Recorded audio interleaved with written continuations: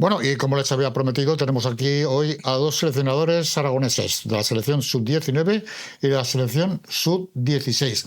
Juan Carlos Sánchez, muy buenas noches. Buenas noches y muchas gracias. Y Dani Satt. Buenas, Antonio. Bueno, respectivamente son seleccionadores, Juan Carlos de la selección sub-19 y Dani de la selección sub-16. Bueno, la selección es la clasificación para esta fase final, a la cual, si no me estoy equivocado, hacía mucho tiempo que no se accedía, ¿no, Juan Carlos?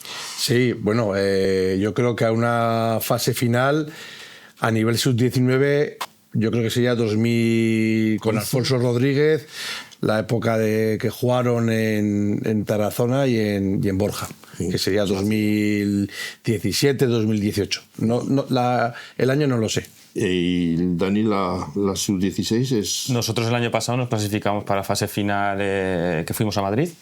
Y hace 3 años en Cádiz también hicieron una fase continua, es decir, se jugó fase previa y fase final a la vez, y también llegamos que nos eliminó Ceuta 2-1 en cuartos de final. 2014 llegamos a ganar el título en cadetes en Galicia. Bueno,